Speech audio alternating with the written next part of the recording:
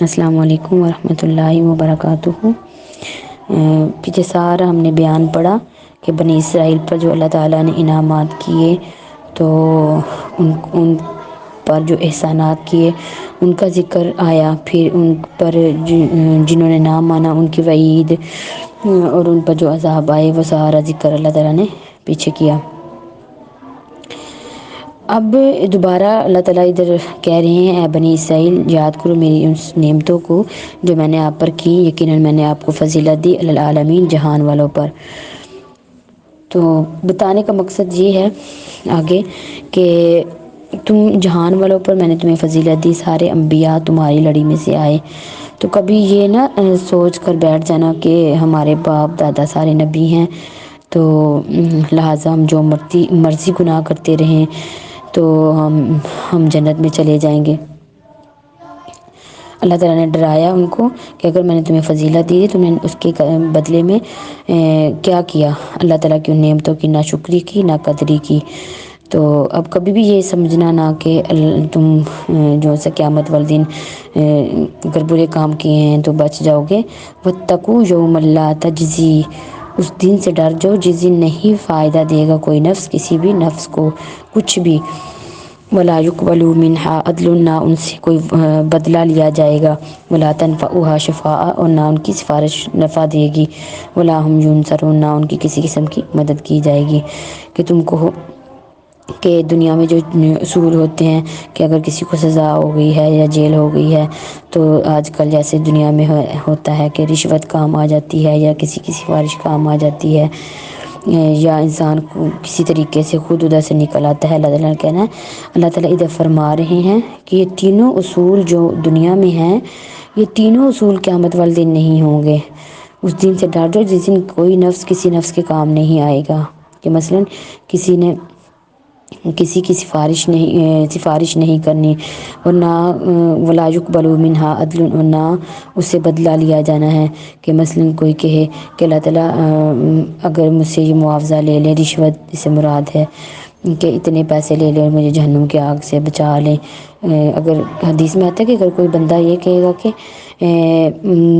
مجھ سے دنیا میں جو کچھ ہے اسے 10 گنا بھی اگر اللہ تعالیٰ آپ لے لیں تو مجھے جہنم کی آگ سے بچا لیں، اس دن کافر کہیں گے لیکن ان کو جہنم کی آگ سے بچایا نہیں جانا۔ ولا تنفعها شفاعہ، اور نہ ان کی سفارش کو قبول کیا جائے گا۔ کہ کوئی کہے کہ اگر سفارش ہونی ہے تو اللہ تعالیٰ کے حکم سے ہونی ہے، شہید بھی سفارش کریں گے، نبی بھی سفارش کریں گے، حافظ بھی، اللہ کے حکم سے اللہ ان کو اجازت دیں گے، اور جس کے حق میں اجازت دیں گے اس کے حق میں سفارش کو قبول کیا جائے گا۔ خود کوئی اللہ کے سامنے سفارش نہیں کر سکے گا کہ اللہ تعالیٰ اس کو بخش دیں، اپنے طور پہ کوئی بھی نہیں کر سکے گا جب تک اللہ تعالیٰ اجازت نہ دیں۔ ولا هم ینصرون، نہ ان کی کسی قسم کی مدد کی جائے گی۔ آگے اللہ تعالیٰ کہہ رہے ہیں کہ ابراہیم کا واقعہ آگے، کہ ابراہیم کیا تھے، کتنے فرما بردار تھے اللہ تعالیٰ کے۔ تم کہتے ہو کہ ہم ابراہیم کے پیروکار ہیں۔ ابراہیم کے آگے صفات اللہ تعالیٰ بتانے لگے ہیں۔ وَإِذِ ابْتَلَىٰ إِبْرَاهِيمَ رَبُّهُ، جب آزمایا ابراہیم کو اس کے رب نے کچھ باتوں کے ساتھ، فَأَتَمَّهُنَّ، بس وہ ان باتوں کو اس نے پورا کیا، ساری باتوں کو۔ سب سے پہلے جب انہوں نے، ان کی جو قوم تھی وہ ستاروں کی، بتوں کی بات کیا کرتی تھی، ان کے باپ خود آزر بت تراش تھے، خود بت بنایا کرتے تھے۔ اب دیکھیں ان ابراہیم نے اللہ کی معرفت حاصل کی، پہچان حاصل کی خود کی کہ اللہ ہیں۔ یہ جو چیزیں ہیں جن کی ان کے باپ اور ان کی قوم عبادت کرتی ہیں یہ خدا نہیں ہو سکتے، خدا تو وہ ہے جو ان ساری چیزوں کو پیدا کرنے والے ہیں۔ تو اس سے یہ ثابت ہوا کہ اللہ تعالیٰ نے ہر انسان، ہر بچہ فطرت اسلام پر پیدا ہوتا ہے، آگے یہودی عیسائی اس کے ماں باپ اس کو بنا دیتے ہیں۔ کہتے ہیں اس سے مراد پہلے، سب سے پہلے آزمائش ان کی ہوئی کہ انہوں نے اپنے والد اور قوم، اور جو اس وقت کا نمرود بادشاہ تھا، ان کو توحید کی دعوت دی کہ جن کو تم پوجتے ہو، جن کی تم عبادت کرتے ہو وہ خدا نہیں ہو سکتے، خدا تو ایک اللہ ہے۔ تو انہوں نے اس کو رد کر دیا، تو اس وقت پھر جب نمرود نے حکم دیا کہ ان کو آگ میں ڈالو تو آگ میں چلے گئے، اللہ کے حکم سے آگ ٹھنڈی ہو گئی، بعد میں جب بیوی اور بچے کو اللہ تعالیٰ نے کہا کہ اس کو بیابان جنگل میں چھوڑ آؤ، تو یہ نہیں پوچھا اللہ کیوں چھوڑوں، ادھر تو کھانے کے لیے کچھ نہیں ہے، ادھر تو پینے کے لیے کچھ نہیں ہے، فوراً چھوڑ آئے۔ بعد میں کہا ابراہیم اسماعیل کو ذبح کر دو، وہ فوراً ذبح کر دیا۔ بعد میں اللہ تعالیٰ نے وہ بھیجا، دمبا بھیجا اور چھری کو حکم دیا کہ نہیں کاٹنی۔ خود ان کا مقصد بتانے کا یہ ہے کہ جب بھی اللہ تعالیٰ نے ان کی آزمائش کی، تب بھی ہی جتنی بار بھی آزمائش کی، ہر آزمائش پر یہ پورے اترے اللہ تعالیٰ کی آزمائش پر۔ تو آزمائش بھی اللہ تعالیٰ کے نیک بندے پر آتی ہے، جو اللہ کے زیادہ قریب ہوتا ہے، جس سے اللہ تعالیٰ زیادہ محبت کرتے ہیں۔ چونکہ اللہ تعالیٰ ابراہیم سے بہت زیادہ محبت کرتے تھے، ان کا لقب خلیل اللہ، خلیل کہتے ہیں دلی دوست کو، اللہ کہ یہ دوست تھے۔ تو جب اللہ تعالیٰ نے ان کو بیٹا دیا بڑھاپے میں، تو اللہ تعالیٰ دیکھنا چاہتے تھے کیا ابراہیم کے دل میں بیٹے کی محبت تو نہیں آگے مجھ سے زیادہ۔ تو انہوں نے یہ ثابت کر کے دکھایا کہ اللہ تعالیٰ نے آپ کی محبت اللہ کے حکم سے اس کو ذبح کرنا شروع کر دیا، کہ اللہ کی رضا کو ترجیح دی، کہ اللہ کا حکم ہے اگر ذبح کرنا تو بیٹے کو بھی قربان کر دیا۔ تو اسی کہ اللہ ہر چیز سے، اپنے بیوی بچوں سے، اپنی جان سے، اپنے مال سے، اس وقت بندہ مومن نہیں ہو سکتا جب تک اپنے آپ سے، اپنے بیوی بچوں سے، اپنے گھر والوں سے زیادہ اللہ کے نبی سے پیار نہیں کرتا۔ تو اللہ کے نبی سے پیار، اللہ تعالیٰ سے پیار، ان کی اطاعت اللہ تعالیٰ کی اطاعت۔ تو انہوں نے ہر آزمائش پر اللہ تعالیٰ کی آزمائش پر پورے اترے۔ یہ ساری پھر اس کے بعد اللہ تعالیٰ نے ان کو کہا کہ بیت اللہ کی تعمیر کرو، اس کو پاک رکھو، حج کے جو مناسک ہیں، حج کے طریقے وہ سارے سکھائے۔ حقیقت یہ کہ ابراہیم ہر آزمائش پر اللہ تعالیٰ کی جتنی بھی آزمائشیں تھیں ان پر پورے اترے۔ تو پھر اللہ تعالیٰ نے کیا کیا، اس کا انعام کیا دیا کہ اللہ تعالیٰ نے ان کو امام بنا دیا، جس کی پیروی کی جاتی ہے۔ امام اسی کو کہتے ہیں نا کہ جس کی پیروی کی جاتی ہے۔ تو ابراہیم اتنا مقام دے دیا، اتنا مقام دے دیا کہ آخری نبی ابراہیم کے پیروکار انہی کی شریعت لے کر آئے۔ اور یہودی عیسائی بھی یہی چاہتے تھے کہ ہم ابراہیم کے پیروکار، اتنی اللہ تعالیٰ نے ان کو فضیلتیں دے دی۔ جو اللہ کا بنتا ہے، اللہ کی اطاعت کرتا ہے، اللہ سے محبت کرتا ہے، اللہ تعالیٰ دنیا میں بھی ان کو عزتیں دیتے ہیں، جس سے اللہ تعالیٰ نے ابراہیم علیہ السلام کو دی۔ تو اگر آج ہم قرآن پر عمل کریں گے، اللہ کی رضا کے لیے، ہر کام اللہ کی رضا کے لیے کریں گے، اگر آپ پڑھ رہی ہیں تو اس نیت سے پڑھیں کہ اللہ مجھ سے راضی ہو جائیں، تو انشاءاللہ اللہ تعالیٰ آپ کو دنیا آخرت میں ہر بھلائی عطا کریں گے، ہر بھلائی عطا کریں گے، کبھی بھی آپ کو کسی چیز کی محتاجی نہیں ہوگی۔ وہ اللہ تعالیٰ کہہ رہے ہیں جب آزمایا ابراہیم کو اس کے رب نے کچھ باتوں کے ساتھ فَأَتَمَّهُنَّ، پس وہ پورے اترے ان باتوں پر۔ پھر اللہ نے کیا اس کا انعام دیا، اللہ نے کہا یقیناً میں بنانے والا ہوں تجھے للناس لوگوں کے لیے امام۔ تو کہا انہوں نے کہا وَمِن ذُرِّيَّتِي، میری اولاد میں سے بھی اللہ بنا، کہ اللہ تعالیٰ سے انہوں نے دعا کی نا ابراہیم نے کہ اللہ میری اولاد میں سے بھی جو لوگ ہیں ان کو بھی یہ دینا، تو یہ انعام اور امام بنانا۔ قال، اللہ نے کہا لا ینال عہد الظالمین، میرا جو وعدہ ہے ظالمین کو نہیں پہنچ سکتا، کہ تیری اولاد میں سے اچھے بھی لوگ ہوں گے، برے بھی ہوں گے۔ وَإِذْ جَعَلْنَا الْبَيْتَ مَثَابَةً لِلنَّاسِ، اور جب ہم نے کیا بیت اللہ کو مثابتاً، ثواب کی جگہ، یا بار بار لوٹ کر آنے کی جگہ ہے۔ اس کے دو مطلب ہے، ایک مطلب ثواب کی جگہ، یعنی کہ ایک بیت اللہ مسجد حرام میں اگر ایک نماز پڑھی جائے تو 1,00,000 نماز کا ثواب ملتا ہے، اور دوسرا اس کا مطلب کہ بار بار لوٹ کر آنے کی جگہ، اس میں ظرف بھی ہے، یعنی کہ لوٹ کر آنے کی جگہ۔ اگر جیسے لوگ بار بار اللہ کے گھر کی طرف لوٹ کر آتے ہیں، کبھی ان کا دل نہیں بھرتا، کوئی اگر ایک پتہ چلا جائے بعد میں اس کا دل تڑپتا ہے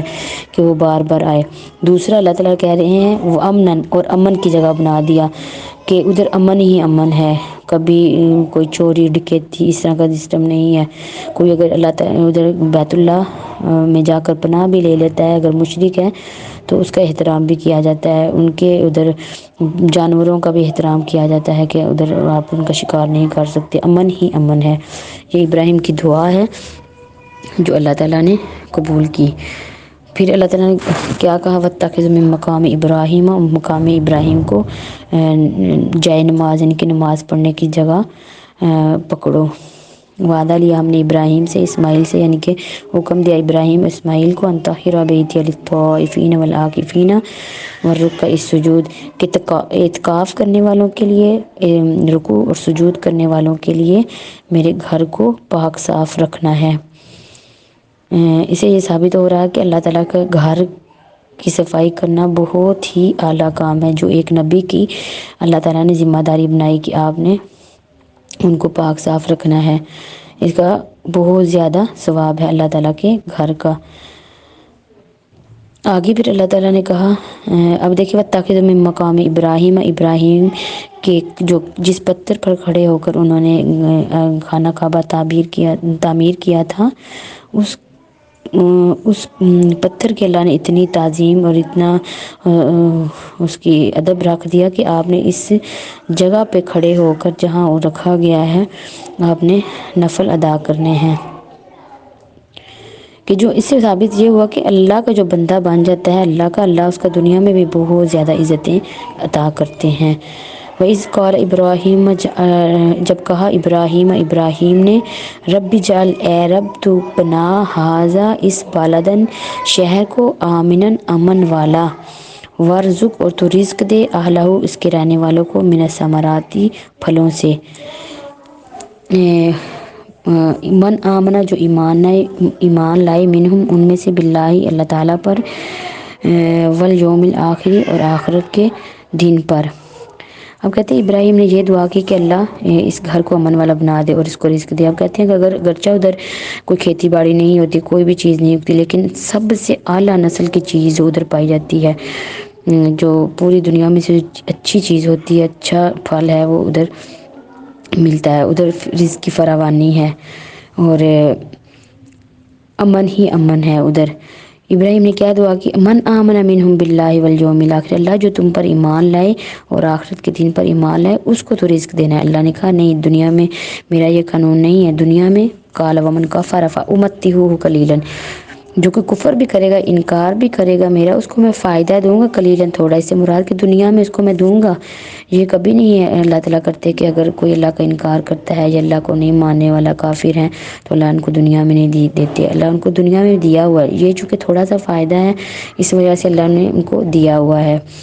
قلیلاً تھوڑا، پھر میں مجبور کر دوں گا انہیں عذاب، یا بے بس کر دوں گا انہیں جہنم کے عذاب کی طرف، آگ کے عذاب کی طرف۔ اگر مسلمانوں کو اگر دنیا میں کم ملتا ہے تو اس کا مطلب یہ نہیں کہ اللہ تعالیٰ آپ سے ناراض ہیں، چونکہ اللہ تعالیٰ نے آپ کو آخرت میں اچھا دینا ہے تو اس وجہ سے اللہ نے دنیا میں آپ کو کم دیا ہوا ہے۔ کافر کے لیے تو صرف دنیا ہی دنیا ہے نا، تو اس وجہ سے اللہ نے ان کو دنیا میں دیا ہوا ہے، آخرت میں ان کا کچھ بھی حصہ نہیں ہے۔ وَإِذْ يَرْفَعُ إِبْرَاهِيمُ الْقَوَاعِدَ، اور جب اٹھا رہے تھے یا بلند کر رہے تھے ابراہیم القواعد بنیادیں بیت اللہ کی، اور اسماعیل یعنی کہ دونوں، تو کیا کر رہے تھے، ربنا تقبل منا، اے رب تو قبول کر ہماری طرف سے یہ جو نیکی ہے، بے شک تو سننے والا ہے جاننے والا ہے۔ اس سے ثابت یہ ہوا کہ کوئی بھی اگر آپ نے نیکی کرنی ہے تو دعا کرنی ہے کہ اللہ تعالیٰ ہماری نیکی کو قبول کر۔ ربنا، اے رب ہمارے، وجعلنا اور کر دے ہم کو، مسلمین فرما بردار، لکا اپنا، ومن ذریتنا اور ہماری اولاد میں سے بھی فرما بردار بنانا اپنا، وارنا مناسکنا اور ہمیں حج کے طریقے بتا، عبادت کرنے کے طریقے سکھا، وتوب علینا ہماری طرف رجوع کر یا ہماری توبہ کو قبول کر، بے شک تو بہت زیادہ توبہ قبول کرنے والا، رحم کرنے والا ہے۔ پھر دعا کی انہوں نے، ربنا اے رب ہمارے، وبعث فیہم تو مبعوث کر ان میں ایسا رسول، اسے رسول سے مراد نبی صلی اللہ علیہ وسلم ہے، کیونکہ کہتے ہیں اسماعیل کی اولاد میں آپ صلی اللہ علیہ وسلم کے سوا کوئی دوسرا نبی نہیں ہوا۔ آپ نے صلی اللہ علیہ وسلم نے فرمایا، حدیث میں آتا ہے کہ میں اپنے باپ ابراہیم کی دعا اور عیسیٰ کی بشارت ہوں۔ عیسیٰ علیہ السلام نے بشارت دی تھی نا کہ اب میرے بعد نبی آئے گا، اور ابراہیم کی دعا کہ اللہ تعالیٰ، ابراہیم نے دعا کی کہ اللہ تعالیٰ میری اولاد میں سے بھی نبی مبعوث کر، تو اللہ تعالیٰ نے حضرت اسماعیل کی اولاد میں سے اللہ کے نبی آخری پیغمبر صلی اللہ علیہ وسلم کو بھیجا۔